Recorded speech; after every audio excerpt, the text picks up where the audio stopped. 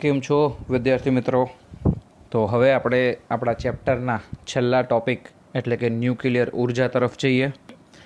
આપણે ચેપ્ટરની શરૂઆતમાં જ જોયું કે ભાઈ ન્યુક્લિયસ કોને કહેવાય, ન્યુક્લિયસનું બંધારણ કેવું હોય, એની ત્રિજ્યા કેવી હોય, ન્યુક્લિયસની સાથે સંલગ્ન બળો કયા કયા પ્રકારના હોય, ન્યુક્લિયસની રિલેટેડ આપણે જે છે એ વિખંડન માટે અર્ધ આયુ જોયો, સરેરાશ જીવનકાળ ને એ બધા ટર્મ્સ જોયા, કેટલીક શાખા વિભંજન પ્રક્રિયાઓ આપણે જોઈ, ત્યાર પછી ડીકે અલગ અલગ જોયા કે alpha decay, beta decay, gamma decay. હવે આ બધા ડીકે જે છે એ થાય છે એટલે કે કોઈ ન્યુક્લિયસમાંથી આલ્ફા કણુનું છૂટું પડવું, કોઈ ન્યુક્લિયસમાંથી બીટા કણુનું છૂટું પડવું કે કોઈ ન્યુક્લિયસમાંથી ગામા જે વિકિરણો છે એ બહાર નીકળવા. આ તમામ પ્રક્રિયાની સાથે જે સૌથી મહત્ત્વની પ્રક્રિયા થાય છે એ છે ન્યુક્લિયસ જ્યારે આવી કોઈ પ્રક્રિયાઓમાંથી પસાર થાય અથવા જે છે એ ન્યુક્લિયસનું કોઈ વિખંડન થાય ત્યારે એની સાથે સાથે ઉર્જા મુક્ત થાય છે અને આ ઉર્જા એટલે ન્યુક્લિયર ઉર્જા. અને મિત્રો, સૌથી ઇન્ટરેસ્ટિંગ વસ્તુ જો કોઈ હોય ને તો એ છે ન્યુક્લિયર ઉર્જા. કદાચ ભણવા માટે હોય કે ના હોય, અત્યારે આખું વિશ્વ એ ન્યુક્લિયર ઉર્જાની પાછળ જ પાગલ છે. એનું રીઝન છે કે ન્યુક્લિયર ઉર્જા ઉત્પન્ન કરવામાં કોઈ પણ જાતનું પ્રદૂષણ થતું નથી. એટલે વિશ્વના બધા દેશો અત્યારે ન્યુક્લિયર ઉર્જા તરફ જ ફોકસ કરે છે. બીજું, આપણે જે રોજબરોજના જીવનમાં પેટ્રોલ, ડીઝલ, કોલસો જે કાંઈ સ્ત્રોત ઉર્જા માટે વાપરીએ છીએ, આ બધા સ્ત્રોત છે એ એક દિવસ ખાલી થઈ જવાના છે. અને તમને ખ્યાલ છે આ બધા અશ્મિગત બળતણ કહેવાય છે, એટલે કે એમને બનતા લાખો કરોડો વર્ષો લાગ્યા છે. તો હવે આપણે એક એવો વિકલ્પ શોધવો પડશે કે જે આપણને ખૂબ મોટા પ્રમાણમાં ઉર્જા આપે, અને એ વિકલ્પ એટલે ન્યુક્લિયર ઉર્જા. તો હવે આપણે ન્યુક્લિયર ઉર્જા ઉપર જે છે એ ફોકસ કરીએ. તો ન્યુક્લિયર ઉર્જાની જો વાત થતી હોય તો સૌથી પહેલાં જે છે એ આપણે આપણો જૂનો ગ્રાફ હજી યાદ કરવો પડે. મેં તમને ત્યારે જ કીધું હતું કે સમગ્ર ચેપ્ટરનો આધાર સ્તંભ છે એ ગ્રાફ રહેશે. અહીંયા કેપિટલ એ અને અહીંયા જે છે એ છે ન્યુક્લિયર બંધન ઉર્જા EB, ઓકે, અથવા ન્યુક્લિયોન દીઠ બંધન ઉર્જા EBN. તો મિત્રો, આપણે એવી વાત કરેલી હતી કે દરેક એલિમેન્ટ છે એ સ્ટેબિલિટી મેક્સિમમ હશે અને એ તરફ જવાનો પ્રયત્ન કરશે. આપણે જે છે કંઈક આવી રીતે ગ્રાફ જે છે આમ જોયો હતો અને પછી આ બાજુ જતો હતો. ગ્રાફ જે છે એની મેક્સિમમ કિંમત તમને Fe 56 માટે મળતી હતી. અને આપણે વાત કરેલી હતી કે બધા લોકો જે છે એ એવો જ પ્રયત્ન કરશે, બધા એલિમેન્ટ એવો જ પ્રયત્ન કરશે કે એ પોતાની બંધન ઉર્જા મેક્સિમમ રાખે. અને મેક્સિમમ બંધન ઉર્જા આપણે ત્યાં 8.8 મેગા ઇલેક્ટ્રોન વોલ્ટ જોયેલી હતી. તો આ પ્રક્રિયાઓ બે રીતે થશે કે જે હલકા ન્યુક્લિયસ છે એમાં બે હલકા ન્યુક્લિયસ ભેગા થઈ અને એક ભારે ન્યુક્લિયસ બનાવશે, અથવા જે ભારે ન્યુક્લિયસ છે આ બાજુના, ઓકે, એ લોકો જે છે એ પોતાનું વિખંડન કરશે, એમાંથી બે ન્યુક્લિયસ બનાવી અને આ બાજુ ગતિ કરશે. એટલે કે અલ્ટિમેટલી બધા પોતે એવા જ સ્વરૂપમાં ફેરવાશે કે જ્યાં એની બંધન ઉર્જા મેક્સિમમ હોય. અને બંધન ઉર્જા આપણે ચર્ચા કરી એ પ્રમાણે અહીંયા 56 બાજુ જે છે એ મેક્સિમમ છે. એટલે 56થી હલકા છે ને એમાં બબ્બે ભેગા થઈ અને સંયોજાવાનું કામ કરશે. 56 કરતાં ભારે છે એ લોકો પોતાનું વિખંડન કરી અને નાના ન્યુક્લિયસમાં પરિવર્તિત થવાનું કાર્ય કરશે. આવી રીતે એ લોકો ટ્રાય કરશે કે પોસિબલ હોય એટલી મેક્સિમમ સ્ટેબિલિટી મેળવે, મેક્સિમમ EBNની કિંમત ધારણ કરે. તો એ ગ્રાફમાં આપણે જોયેલું હતું કે પહેલો પોઈન્ટ કે એ બરાબર 30થી લઈ અને 170ની આજુબાજુમાં જઈએ તો બંધન ઉર્જા જે છે એ ઓલમોસ્ટ અચળ છે, 8 મેગા ઇલેક્ટ્રોન વોલ્ટ. એમાં તમને ઝાઝા ફેરફારો જોવા મળેલા નહોતા. એટલે મેં તમને ત્યારે સમજાવેલું હતું કે 30 કરતાં નાના હોય, બરાબર, માનો કે બે હાઇડ્રોજન છે એ લોકો બંને ભેગા થશે, બરાબર, અને એક મોટો હિલિયમ બનાવશે. અને જે છે એ લોકો સ્ટેબિલિટી વધારવાની ટ્રાય કરશે, જેના માટે એની કિંમત છે એ 170 કરતાં મોટી છે. એટલે કે જે મોટા ન્યુક્લિયસ છે એ શું કરશે તો કે બે નાના ન્યુક્લિયસની અંદર કન્વર્ટ થશે. અને જે છે માનો કે કોઈના માટે એની કિંમત છે એ સપોઝ 270 હોય તો 135 135માં કન્વર્ટ થઈ અને એ લોકો ટ્રાય કરશે કે આ રેન્જની અંદર આવી જાય 30થી લઈને 170ની વચ્ચે. તો એક મોટું ન્યુક્લિયસ છે એના ટુકડા થઈ અને બે નાના ન્યુક્લિયસ બનવાની જે ઘટના છે એને કહેવામાં આવે છે વિખંડનની પ્રક્રિયા. ખંડન એટલે કે ભાગ થવું, બરાબર. તો અહીંયા જે છે એ વિખંડનની પ્રક્રિયા છે, એનો મતલબ એવો થશે ખંડન થવું એટલે એક મોટું ન્યુક્લિયસ છે એના ભાગ પડશે અને બે નાના ન્યુક્લિયસ બનશે, એને આપણે વિખંડનની પ્રક્રિયા કહેશું. સપોઝ અહીંયા જે છે એ બરાબર 270 છે. આ એક બહુ રેન્ડમ એક્ઝામ્પલ લઉં છું. એ બરાબર 270 છે તો એ સ્ટેબિલિટીના વક્રથી ઘણું દૂર રહેશે. તો એમાંથી બે ભાગ પડી જાય અને સપોઝ આપણે એવું વિચારીએ 135 અને 135, એક્ઝેક્ટલી આવા બે ભાગ નહીં પડે પણ અત્યારે જસ્ટ તમને સમજવા માટે કહું છું કે 135 અને 135 એવા બે ન્યુક્લિયસ બની જાય કે આના માટે પણ એ બરાબર 135 હોય અને આના માટે પણ એ બરાબર 135 હોય, તો એ આ રેન્જમાં આવી જશે, સ્ટેબિલિટીની રેન્જની અંદર આવી જશે. તો એક મોટા ન્યુક્લિયસના ભાગલા પડીને બે નાના ન્યુક્લિયસ બનવાની પ્રક્રિયાને આપણે શું કહેશું? વિખંડનની પ્રક્રિયા કહેશું. ઓલરાઈટ, તો આ થઈ વિખંડનની પ્રક્રિયા. અને વિખંડનની પ્રક્રિયામાં સાથે સાથે ઉર્જા પણ ઉત્પન્ન થાય છે અને આ ઉર્જા મેગા ઇલેક્ટ્રોન વોલ્ટના ક્રમની હોય છે, બરાબર. ઓકે, બીજું એવું છે કે ઘણીવાર એવું પણ બનશે કે જેના માટે એની કિંમત છે 30 કરતાં નાની છે. એની કિંમત છે એ આપણે પહેલાં શું જોયું 170 કરતાં મોટી. તો ઘણી વખત એવું બનશે કે એની કિંમત છે 30 કરતાં નાની છે. જો એની કિંમત 30 કરતાં નાની હોય તો એવા બે નાના ન્યુક્લિયસ છે એ ભેગા મળી અને એક મોટું ન્યુક્લિયસ બનાવશે. એને કહેવામાં આવે છે સંલયનની પ્રક્રિયા, બરાબર. તો સંલયન એટલે કે ભેગું થવું અને વિખંડન, બરાબર. ખંડન એટલે ખંડિત કરવું, છૂટું પાડવું.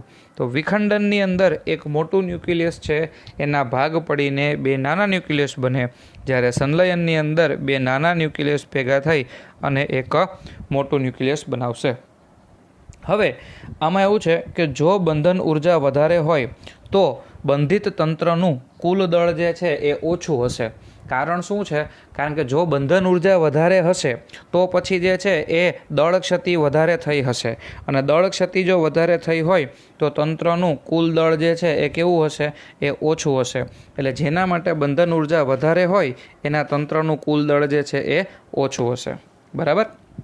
હવે આપણે આ વિખંડન જોયું, બરાબર. વિખંડન એટલે એક મોટું ન્યુક્લિયસ છે એના ટુકડા થશે, બે નાના ન્યુક્લિયસ બનશે અને એ દરમિયાન કંઈક ઉર્જા મુક્ત થશે અને આ ઉર્જા જે છે એ મેગા ઇલેક્ટ્રોન વોલ્ટ ક્રમની હોય છે, બરાબર. તો ચેપ્ટરની અંદર આપણે આમાં જ હવે આગળ ફર્ધર સ્ટડી આપણે કરવાનો છે, બરાબર. સંલયનની પ્રક્રિયા પણ એવી છે, એના કરતાં ઊંધી, કે બે નાના ન્યુક્લિયસ ભેગા થઈ અને એક મોટું ન્યુક્લિયસ બનાવશે. એમાં પણ વિપુલ પ્રમાણમાં ઉર્જા ઉત્પન્ન થશે, પણ રોજબરોજના જીવનમાં આ પ્રક્રિયા જે છે એ શક્ય નથી.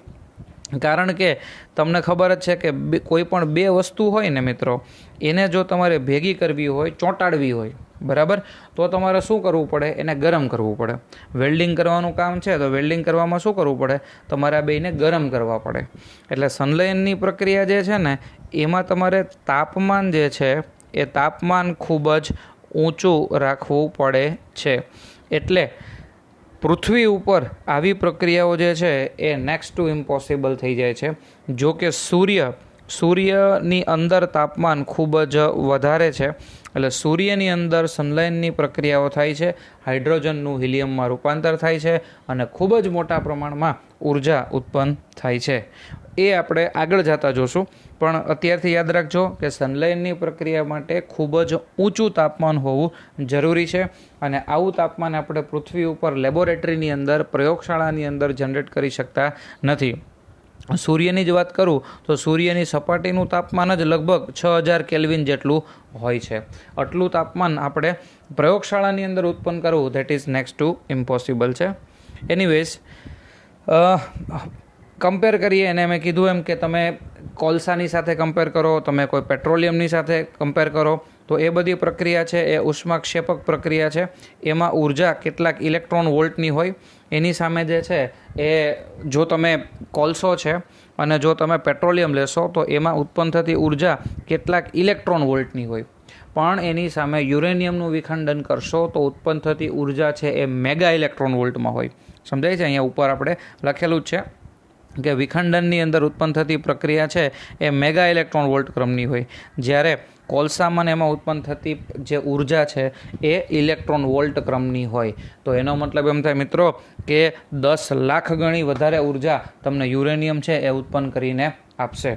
તો આપણા માટે વધારે કામનો સ્ત્રોત છે એ યુરેનિયમ ગણાય કે પછી જે છે એ પેટ્રોલ ને ડીઝલ ગણાય? ઓબ્વિયસલી તમે કહેશો કે સર એ યુરેનિયમ જ ગણાય. બરાબર? એટલે સમાન જથ્થાનું દળ તમે લેશો, સપોઝ તમે 1 કિલોગ્રામ તમે કોઈ પેટ્રોલિયમ લ્યો અથવા કોઈ કોલસો લેશો અને 1 કિલોગ્રામ તમે યુરેનિયમ લેશો તો 10 લાખ ગણી ઉર્જા તમને યુરેનિયમ છે એ વધારે ઉત્પન્ન કરીને આપશે. બરાબર? અહીંયા એક કમ્પેરિઝન લીધેલું છે કે 1 કિલોગ્રામ કોલસો હોય એમાંથી 10⁷ જૂલ ઉર્જા ઉત્પન્ન થાય, તો 1 કિલોગ્રામ યુરેનિયમમાંથી 10⁻14 જૂલ ઉર્જા ઉત્પન્ન થાય છે. આ પ્રાયોગિક મૂલ્ય છે અને તમારે યાદ રાખવાના છે. તો આ એક બેઝિક માહિતી હતી. તો તમને કદાચ એવું પૂછે કે ભાઈ ન્યુક્લિયર ઉર્જા પર નોંધ લખો, તો આ મુદ્દાઓ છે એની તમે ચર્ચા કરી શકો છો. ત્યાર પછી ચેપ્ટરનો હીરો આવે છે વિખંડન. બરાબર? તો પૃથ્વી ઉપર અત્યારે સૌથી મહત્ત્વની કોઈ ક્રિટિકલ બાબતો હોય તો એ છે પરમાણુ ઉર્જા.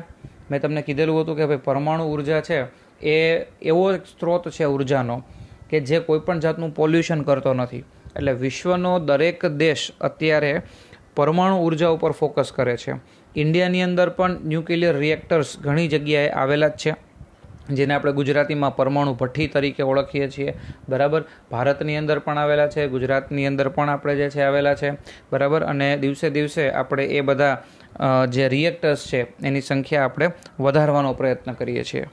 જોકે એ બધા ડેટા આપણે છેલ્લી એક થિયરી છે એની અંદર લેશું, પણ અત્યારે આપણે ટેકનિકલ બાબતની ચર્ચા કરીએ તો આ વિખંડનની પ્રક્રિયામાં શું થતું હોય છે. તો મિત્રો, વિખંડનની પ્રક્રિયામાં શું થાય છે એ જાણવું હોય તો સૌથી પહેલાં હું એક એવો આગ્રહ રાખીશ કે એના માટે જે વૈજ્ઞાનિક છે, બરાબર, એનું નામ આપણને ખબર હોવી જોઈએ. તો ફર્મી નામના જે સાયન્ટિસ્ટ હતા, બરાબર, તો ફર્મી નામના સાયન્ટિસ્ટે એક પ્રયોગ કરેલો હતો. એ પ્રયોગમાં શું કરે છે તો ફર્મી નામના જે સાયન્ટિસ્ટ છે એણે યુરેનિયમ 235 લીધું. બરાબર? તો સપોઝ આ જે છે એ તમને સમજવા માટે એક યુરેનિયમ 235 હું ડ્રો કરી દઉં છું. તો અહીંયા તમે જોઈ શકો છો કે યુરેનિયમ 235. આ યુરેનિયમ 235 ઉપર એ ન્યુટ્રોન કણોનો મારો ચલાવે છે. બરાબર? ઇંગ્લિશ બુક્સ તમે જોશો એટલે એમાં લખેલું હશે કે it is bombarded by the neutrons. Bombarding કરવું એટલે ઇલેક્ટ્રોનનો મારો ચલાવો. હવે ઇલેક્ટ્રોનનો તમે મારો ચલાવો છો એટલે યુરેનિયમ 235 છે એ કન્વર્ટ થાય છે યુરેનિયમ 236માં. બરાબર? અહીંયા જે છે એ પરમાણુ દળાંકની અંદર વધારો થાય છે, એટલે ટાઈમ બિંગ થોડા ક્ષણ માટે એ 236ની અંદર કન્વર્ટ થઈ જાય છે. અને આ કન્વર્ઝન થઈ ગયા પછી આ યુરેનિયમ જે છે 236, બરાબર, એમાંથી 2 મોટા ન્યુક્લિયસ જે છે એ બને છે. મોટા ઇન ધ સેન્સ કે પ્રમાણમાં મોટા, યુરેનિયમ કરતાં તો ઘણા નાના. એમાંથી જે 2 ન્યુક્લિયસ બને છે, બરાબર, એ બંને ન્યુક્લિયસ છે એમાંથી એક છે બેરિયમ BA. તો આ જે છે એ પહેલું ન્યુક્લિયસ હું અહીંયા તમને લખી દઉં, બેરિયમ BA. તો આ બેરિયમનું ન્યુક્લિયસ છે BA. ઓકે? અને બીજું જે ન્યુક્લિયસ બને છે એ છે KR એટલે ક્રિપ્ટોન. તો આ જે છે એ બીજું ક્રિપ્ટોનનું ન્યુક્લિયસ બને છે. ઓલરાઈટ? અને એની સાથે સાથે સમજવા માટે તમને અહીંયા જે છે ને એ વધારાના 3 ન્યુટ્રોન હું દોરી આપું છું. તો આ જે બ્લુ કલરમાં અમે દોરેલા છે એ 3 ન્યુટ્રોન છે. બરાબર?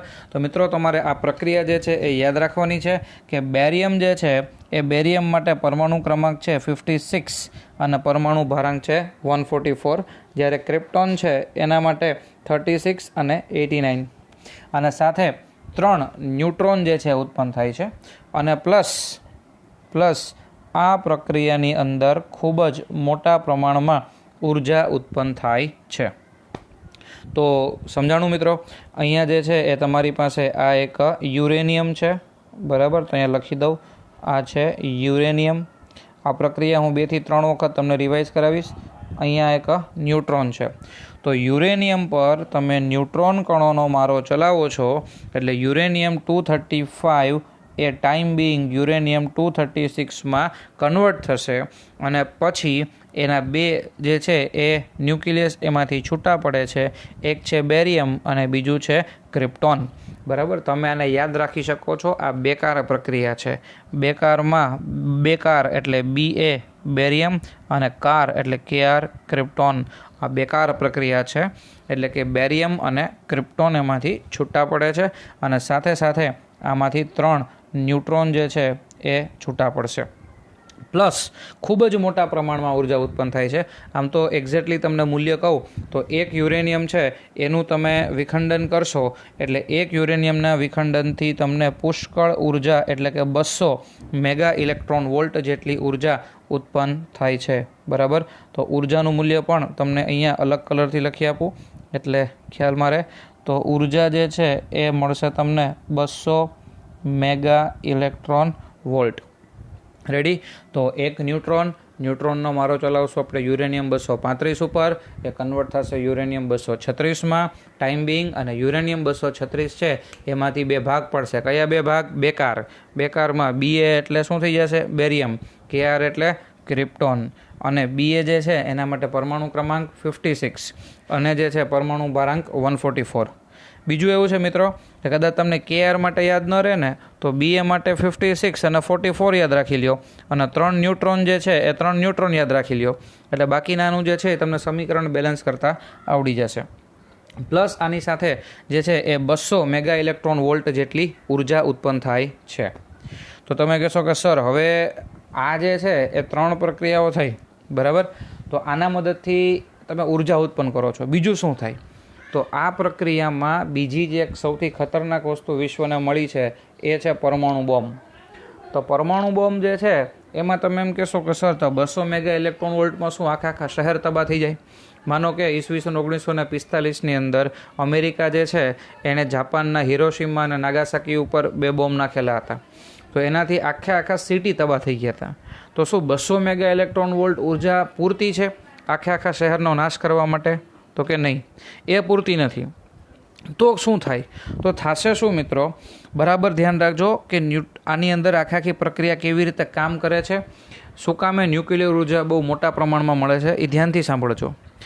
તમારી પાસે આ એક ન્યુટ્રોન છે, સપોઝ આ એક ન્યુટ્રોન, અને આ તમારી પાસે રહેલો છે એક યુરેનિયમ. બરાબર સાંભળજો મિત્રો, આ છે એક યુરેનિયમ. હવે આ ન્યુટ્રોનનો મારો તમે યુરેનિયમ ઉપર ચલાવો છો એટલે એમાંથી બેરિયમ અને ક્રિપ્ટોન ઉત્પન્ન થાય છે, પ્લસ 200 મેગા ઇલેક્ટ્રોન વોલ્ટની ઉર્જા ઉત્પન્ન થાય છે, પ્લસ આ 3 વધારાના ન્યુટ્રોન ઉત્પન્ન થાય છે. તો આ 3 વધારાના જે ન્યુટ્રોન ઉત્પન્ન થાય છે ને એ લોકો ફ્રી નહીં બેસે. એ લોકો શું કરશે? આગળ જે બીજા 3 યુરેનિયમના પરમાણુ હશે એની ઉપર એનું બોમ્બાર્ડિંગ થશે અને એ લોકો જે છે એ ફરીથી 200 અને 200 મેગા ઇલેક્ટ્રોન વોલ્ટની ઉર્જા ઉત્પન્ન કરશે, બરાબર? હું તમને જે છે એ અહીંયા ફરીથી આપણે એક કામ કરીએ, અહીંયા હું તમને બતાવું કે કેવી રીતે પ્રક્રિયા થાય. તો આ જે છે એ રેડ કલરમાં હું દોરું છું એક ન્યુટ્રોન, બરાબર? અને જે છે આ ન્યુટ્રોનનો મારો ચલાવીએ આપણે આ એક યુરેનિયમ ઉપર, બરાબર? તો આ યુરેનિયમ જે છે એમાંથી શું થશે? તો કે તમારે બેરિયમ અને ક્રિપ્ટોન તો ઉત્પન્ન થવાના જ છે, એને હું અત્યારે નથી દોરતો, પણ વધારાના એ 3 ન્યુટ્રોન ઉત્પન્ન કરશે. આ એક, બરાબર, આ બીજો અને આ ત્રીજો, અને પ્લસ 200 અને 200 એટલે અહીંયા કેટલી ઉર્જા ઉત્પન્ન થઈ? 600 મેગા ઇલેક્ટ્રોન વોલ્ટ. હવે તમારી પાસે કાંઈ એક જે છે એ યુરેનિયમનો પરમાણુ તો નહીં હોય. સપોઝ હું તમને એમ કહું કે તમારી પાસે 1 કિલો યુરેનિયમ હોય તો એમાં કેટલા પરમાણુ હોય? તો તમારે જોઈ લેવાનું કે ભાઈ 235 ગ્રામની અંદર 6.023 × 10⁻23 જેટલા પરમાણુ, તો 1 કિલોગ્રામમાં કેટલા? તો સપોઝ હું તમને એમ કહું કે અપ્રોક્સિમેટલી 10⁻26 જેટલા યુરેનિયમના પરમાણુ હોય. તો હવે આ એક ન્યુટ્રોન છે એ શું કરશે, આગળ બીજો જે એક યુરેનિયમ હશે એની સાથે અથડાઈ અને શું કરશે, તો કે આ એક ન્યુટ્રોન, આ જે છે એ બીજો ન્યુટ્રોન, અને અહીંયા જે છે એ ત્રીજો ન્યુટ્રોન ઉત્પન્ન કરશે. એ જ રીતે આ ન્યુટ્રોન જે છે એ બીજા યુરેનિયમ સાથે અથડાઈ અને આ એક, આ બે અને આ 3 ન્યુટ્રોન ઉત્પન્ન કરે. આ ન્યુટ્રોન પણ એક યુરેનિયમ સાથે અથડાઈ 1, 2 અને 3 આવી રીતે 3 ન્યુટ્રોન ઉત્પન્ન કરે. તો હવે શું થશે, તો અહીંયા પહેલાં 600 મેગા ઇલેક્ટ્રોન ઉર્જા ઉત્પન્ન થઈ હતી, તો આ બીજી 600 × 3 એટલે અહીંયા જે છે એ બીજી કેટલી ઉર્જા ઉત્પન્ન થશે, બીજી 1800 મેગા ઇલેક્ટ્રોન વોલ્ટ ઉર્જા ઉત્પન્ન થશે. તો અહીંયા એકમાંથી 3 બને છે, 3માંથી સીધા કેટલા બનશે, 9. હવે આ 9 જે તમારી પાસે ન્યુટ્રોન છે એ પ્રત્યેક 9 ન્યુટ્રોન એક યુરેનિયમની સાથે અથડાઈ અને પાછા નવા 3 ન્યુટ્રોન ઉત્પન્ન કરશે.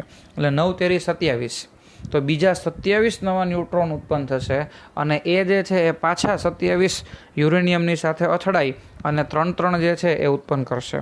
તો આવી રીતે ખૂબ જ આ પ્રક્રિયા સતત ચાલુ રહેશે અને ખૂબ જ મોટા પ્રમાણમાં જે છે ઉર્જા ઉત્પન્ન થશે. બરાબર. એટલે આ રીતે જે બહુ મોટા પ્રમાણમાં ઉર્જા ઉત્પન્ન થાય છે, આ ઉર્જાના લીધે તમે આખા સિટીનો, આખા શહેરનો વિનાશ કરી શકો છો. એટલે માત્ર એક યુરેનિયમના વિખંડનથી જે ઉર્જા ઉત્પન્ન થાય એ ઉર્જા પૂરતી નથી કોઈ શહેરનો નાશ કરવા માટે. પણ આ પ્રક્રિયા તમે વિચારો તો કે હવે લાખો, કરોડો, અબજો, મેં તમને કીધું એમ કે 10⁻26 ઘાત, 10⁻50 ઘાત, 10⁻100 ઘાત આટલા જો યુરેનિયમના પરમાણુ હોય તો એ કેટલા વિપુલ પ્રમાણમાં ઉર્જા ઉત્પન્ન કરી શકે. તો આ રીતે જે છે એ સમગ્ર પ્રક્રિયા તમારે ધ્યાનમાં લેવાની છે. તો 3 જે ન્યુટ્રોન આની અંદર ફ્રી પડે છે એ 3 ન્યુટ્રોન છે એ બીજા 3 યુરેનિયમની સાથે અથડાઈ અને નવી ઉર્જા ઉત્પન્ન કરવાનું કાર્ય કરશે. ઓકે, તો આ પ્રક્રિયા હવે તમને સમજાઈ ગઈ હશે કે એક ન્યુટ્રોન છે, બરાબર, એને ફરીથી યાદ કરી લઈએ. એક ન્યુટ્રોનને યુરેનિયમ 235ને આપો, એમાંથી યુરેનિયમ 236 અને બેરિયમ અને ક્રિપ્ટોન બનાવશે અને +3 ન્યુટ્રોન બને છે. અને આ જે 3 ન્યુટ્રોન બને છે ને મિત્રો, ખતરનાક વસ્તુ આ છે, આ 3 ન્યુટ્રોન બીજા 3 યુરેનિયમની સાથે અથડાઈ અને જે છે એ નવી ઉર્જા ઉત્પન્ન કરશે. બરાબર. અને આ પ્રક્રિયાને ચેઇન રિએક્શન કહેવાય છે. અને આ ચેઇન રિએક્શન જે છે બરાબર, એને જો તમે નિયંત્રણમાં રાખો, એને જો તમે સંતુલનમાં રાખો તો કોઈ પ્રોબ્લેમ નથી.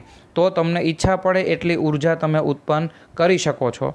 એટલે અહીંયા જે છે એ મેં તમને આગળ બતાવેલું છે, એની ચર્ચા આપણે અત્યારે જ કરી લઈ કે વિદ્યુત ઉત્પન્ન કરનારા રિએક્ટર છે, બરાબર, એમાં ન્યુક્લિયર વિખંડનની પ્રક્રિયા છે એને તમે કંટ્રોલ કરી શકો છો, એ નિયંત્રિત હોય છે.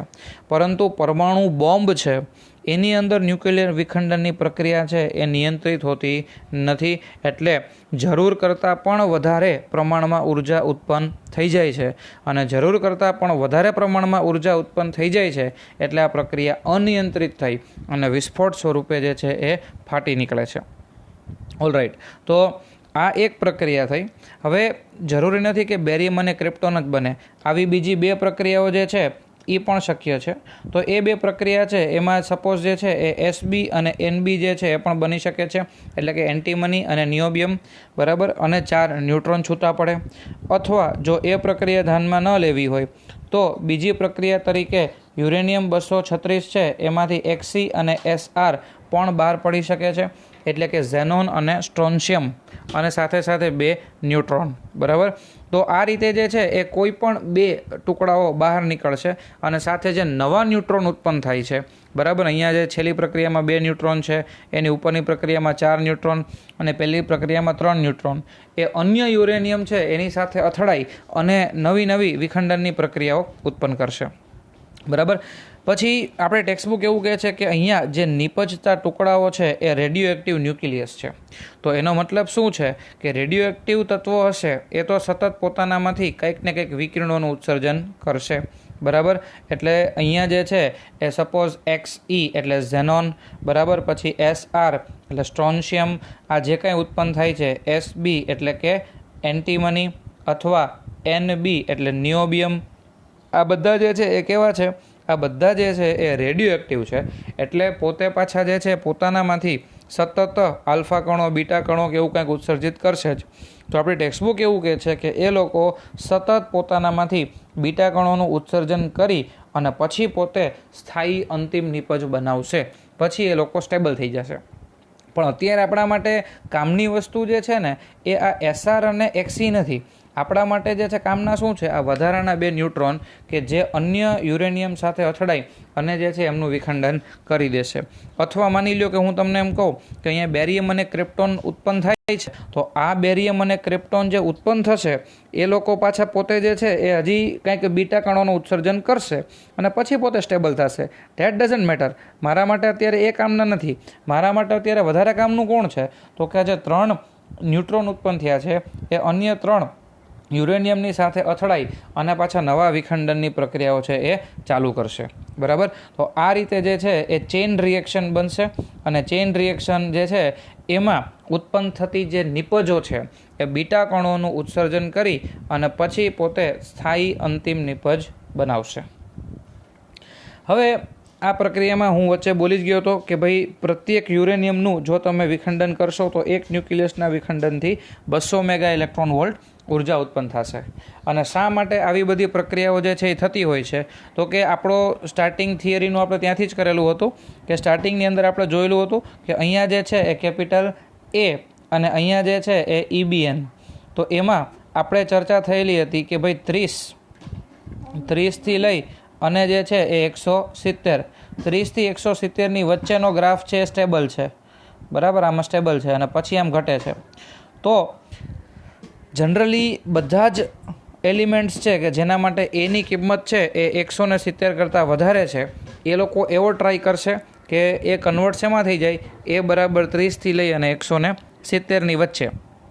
તો સપોઝ અહીંયા એક મોટો ન્યુક્લિયસ છે કે જેના માટે એ બરાબર 240 છે, એનું વિભંજન થઈ અને માની લ્યો કે 2 બીજા એલિમેન્ટ બને છે કે જેમાં એ બરાબર 120 અને એ બરાબર 120 થાય.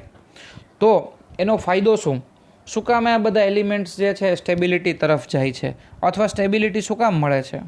તો 240 કિંમત હોય એની, તો એના માટે બંધન ઉર્જાનું મૂલ્ય છે 7.6 મેગા ઇલેક્ટ્રોન વોલ્ટ. આ પ્રાયોગિક રીતે નક્કી થયું હોય એટલે અત્યારે તમારે યાદ રાખવું પડશે કે એ બરાબર 240 હોય તો એના માટે બંધન ઉર્જા છે 7.6 મેગા ઇલેક્ટ્રોન વોલ્ટ. એની સામે જો એ બરાબર 120 હોય તો એના માટે બંધન ઉર્જા વધી અને 8.5 મેગા ઇલેક્ટ્રોન વોલ્ટ થઈ જાય છે. એટલે કે ન્યુક્લિયોન દીઠ બંધન ઉર્જામાં શું થઈ જાય છે? વધારો થઈ જાય છે. કેટલો વધારો થાય છે? 0.9 મેગા ઇલેક્ટ્રોન વોલ્ટનો વધારો થાય છે. બરાબર? તો આ પ્રત્યેક ન્યુક્લિયોનમાં વધારો થાય છે. તો 240 ન્યુક્લિયોન તમારી પાસે છે તો ઓલ ઓવર વધારો જે છે એ કેટલો હશે? તો 240 ગુણ્યા 0.9 એટલે કે 216 મેગા ઇલેક્ટ્રોન વોલ્ટ. ઓકે, તો આટલો જે છે એ ટોટલ વધારો થાય. હવે વિખંડન દરમિયાન ઉદ્ભવતી ઉર્જા જે છે એ કઈ રીતે મળશે? તો એ જનિત ન્યુક્લિયસ અને ન્યુટ્રોનની ગતિ ઉર્જાના સ્વરૂપમાં જે છે એ હોય છે. આપણે ક્યુ મૂલ્યો જે ગોતેલા છે દાખલાઓમાં એમાં પણ તમે ઓબ્ઝર્વ કરેલું હશે કે ટોટલ એનર્જી છે એ જનિત ન્યુક્લિયસ અને ન્યુટ્રોનની ગતિ ઉર્જાના સ્વરૂપમાં હોય છે. અને પછી સમય જેમ જેમ પસાર થાય એમ એ પોતે અન્ય દ્રવ્યમાં રૂપાંતર થઈ જશે અથવા થોડી ઘણી ઉષ્મા ઉર્જા સ્વરૂપે વ્યય પામે છે. બરાબર? અને છેવટે એ લોકો સ્ટેબલ થઈ જાય છે. તો આ જે છે એ આપણી આખી પ્રક્રિયા થઈ ગઈ. રિએક્ટરની અને પરમાણુ બોમ્બની વાત કરી લીધી કે આપણે બંને જે છે એ વિખંડનની પ્રક્રિયા ઉપર આધારિત છે, પરંતુ રિએક્ટર છે એ નિયંત્રિત પ્રક્રિયા છે, જ્યારે પરમાણુ બોમ્બ છે એ અનિયંત્રિત પ્રકારની પ્રક્રિયા છે. બરાબર મિત્રો? તો આજે જે આપણે ટોપિક ભણાલા છીએ એ ખૂબ જ મહત્ત્વનો ટોપિક છે. ન્યુક્લિયર ઉર્જા કોને કહેવાય? બરાબર? એ આપણે જોયું. શું કામે ન્યુક્લિયર ઉર્જા હોય છે? ન્યુક્લિયર ઉર્જા ઉત્પન્ન કરતી પ્રક્રિયાઓ એટલે કે વિખંડન પ્રક્રિયા અને સંલયન પ્રક્રિયા આપણે જોયું. સાદી જે રાસાયણિક પ્રક્રિયાઓ છે, ઉષ્માક્ષેપક પ્રક્રિયાઓ, એ બધી ઇલેક્ટ્રોન વોલ્ટના ક્રમની હોય છે. એની સામે વિખંડનની પ્રક્રિયાઓ ખૂબ જ વધારે ઉર્જા આપે છે, એટલે કે મેગા ઇલેક્ટ્રોન વોલ્ટ ક્રમની હોય છે. અને વિખંડન પ્રક્રિયામાં સૌથી મહત્ત્વની વસ્તુ આપણે જોઈ કે ઇટ ઇઝ ચેઇન રિએક્શન, સાંકળવાળી પ્રક્રિયા છે. સાંકળવાળી પ્રક્રિયા એટલે કે યુરેનિયમ 235 ઉપર એક ન્યુટ્રોનનો મારો ચલાવશો એટલે યુરેનિયમ 236 બનશે, બરાબર, ટાઈમ બિંગ, અને પછી એ બેરિયમ અને ક્રિપ્ટોનમાં રૂપાંતરિત થશે અને સાથે સાથે ઉત્પન્ન થશે આ 3 ન્યુટ્રોન, જે અન્ય 3 યુરેનિયમ સાથે અથડાવવા માટે સમર્થ હોય છે. અને પ્રત્યેક યુરેનિયમના વિખંડનથી 200 મેગા ઇલેક્ટ્રોન વોલ્ટ ઉર્જા ઉત્પન્ન થશે. હવે આ 3 ન્યુટ્રોન છે એ બીજા 3 જે છે એ યુરેનિયમની સાથે અથડાશે અને પાછા 3 એટલે કે 9 ન્યુટ્રોન ઉત્પન્ન કરશે. આ 9 ન્યુટ્રોન અન્ય 9 યુરેનિયમ સાથે અથડાશે અને પ્રત્યેકમાંથી 3 એમ 9 વખત 3 એટલે કે 27 ન્યુટ્રોન ઉત્પન્ન કરશે. પછી 81 ન્યુટ્રોન ઉત્પન્ન કરશે, બરાબર. એવી રીતે 3n જે છે એ ન્યુટ્રોન ઉત્પન્ન થતા જશે અને એટલા પ્રમાણમાં વિખંડન થતું જશે, બરાબર. તો આ બધી પ્રક્રિયાઓ આપણે જોઈ અને પ્રત્યેક ન્યુક્લિયસના વિખંડનમાં 200 મેગા ઇલેક્ટ્રોન ઉર્જા ઉત્પન્ન થાય એ બધું આપણે જોયું, બરાબર. આ શોર્ટમાં છેલ્લે કહું છું. અને આનો ઉપયોગ છે એ ન્યુક્લિયર રિએક્ટર અને પરમાણુ બોમ્બમાં થાય છે. બંનેમાં પ્રક્રિયા એક જ હોય છે, પણ ન્યુક્લિયર રિએક્ટરની અંદર જે ચેઇન રિએક્શન છે એને તમે કંટ્રોલ કરી શકો છો. મતલબ શું, ટૂંકમાં કહી દઉં કે સપોઝ આ એક ન્યુટ્રોન છે, બરાબર, એ એક યુરેનિયમની સાથે અથડાય છે અને એની સાથે બીજા 3 ન્યુટ્રોન જે છે એ ઉત્પન્ન થાય છે. હવે માની લ્યો કે હું એવું કરું કે મારે જે છે એ આ એક ન્યુટ્રોન અને આ બીજો ન્યુટ્રોન છે, બરાબર, એને બાંધી દેવા છે. કલર બીજો આપણે યુઝ કરીએ. સપોઝ મારે આ એક ન્યુટ્રોન અને આ બીજો ન્યુટ્રોન છે એને મેં બાંધી દીધા. મતલબ શું છે કે આ અન્ય કોઈ યુરેનિયમની સાથે પ્રક્રિયા કરશે નહીં, બરાબર. આપણે ખાલી શું કરીએ છીએ તો કે એક ન્યુટ્રોનને અલાઉ કરીએ છીએ કે તું બીજા એક યુરેનિયમની સાથે અથડા, અને પછી એ શું કરશે તો કે પોતે આ 1, બરાબર, આ 2 અને આ 3 આવી રીતે 3 ન્યુટ્રોન ઉત્પન્ન કરશે. અને આપણી પાસે જે પ્રક્રિયા છે એ નિયંત્રિત પ્રક્રિયા છે, એટલે એમાંથી સપોઝ મારે જરૂર છે એટલો એક જ ન્યુટ્રોનને હું છોટો રાખું અને 2 ન્યુટ્રોનને હું બાંધી દઉં, તો ધીમે ધીમે ઉર્જા ઉત્પન્ન થશે કે જે ઉર્જાને હું અન્ય કોઈ જગ્યાએ લઈ જઈ શકીશ, અન્ય કોઈ સારા ઉપયોગમાં લઈ શકીશ. તો આ પ્રકારની જે પ્રક્રિયા છે ને, બરાબર, એ નિયંત્રિત પ્રક્રિયા છે. અહીંયા હું આ 2 ન્યુટ્રોન છે, બરાબર, આ બંનેને મેં નિયંત્રણમાં રાખેલા છે. ઓકે. હવે માની લ્યો કે મને એમ થાય કે મારે હજી થોડી વધારે ઉર્જાની જરૂર છે, તો હું એક કામ કરું કે બીજી જે પ્રક્રિયા છે એમાં હું એવું કરીશ કે એક જ ન્યુટ્રોનને બંધિત અવસ્થામાં રાખું, બીજો જે ન્યુટ્રોન છે એને આપણે બંધિત અવસ્થામાં ન રાખીએ, બરાબર. આ એકને બંધિત અવસ્થામાં રાખીએ, 2ને છૂટા રાખીએ. તો તમે જે પ્રમાણે ઈચ્છો એટલા ન્યુટ્રોનને છૂટા રાખો અને તમે જે ન્યુટ્રોન માટે ઈચ્છો એને તમે બંધિત અવસ્થામાં રાખો, તો આ પ્રક્રિયા તમારા નિયંત્રણમાં છે, એટલે એને કહેવાશે નિયંત્રિત પ્રક્રિયા. અને એ ક્યાં હોય? રિએક્ટરમાં હોય. અને મિત્રો, જો રિએક્ટરની અંદરની પ્રક્રિયાને તમે કંટ્રોલ ન કરી શકો, બરાબર, માની લ્યો કે આપણે વાત કરીએ એ પ્રમાણે આ એક ન્યુટ્રોન છે એમાંથી આ 3 ન્યુટ્રોન બને છે. હવે આ 3 ન્યુટ્રોનને જો તમે કંટ્રોલ નથી કરતા તો પછી પ્રત્યેક ન્યુટ્રોન છે એ અન્ય 3 ન્યુટ્રોન બનાવવાના જ છે. તો હવે આ પ્રક્રિયા તમારા કંટ્રોલમાં ન હોય તો ન્યુક્લિયર ભઠ્ઠી પોતે ન્યુક્લિયર બોમ્બનું જ સ્વરૂપ ધારણ કરે અને ત્યાં જે છે એ વિસ્ફોટ થાય, બરાબર. આવા વિસ્ફોટ જે છે એનો ઇતિહાસ જે છે સાક્ષી છે. 1986માં ને ત્યાં જે છે આવા અમુક ધડાકાઓ થયેલા જ છે. એટલે આ પરમાણુ ભઠ્ઠી છે એને પણ તમારે કંટ્રોલ કરવા જ પડશે. એટલે અને થતા જ હોય છે. પણ આ એક એનો ડિસએડવાન્ટેજ પણ છે કે જો પરમાણુ ભઠ્ઠીને કંટ્રોલ કરવામાં ન આવે તો આ રિએક્ટર ધડાકાભેર ફાટી નીકળે છે.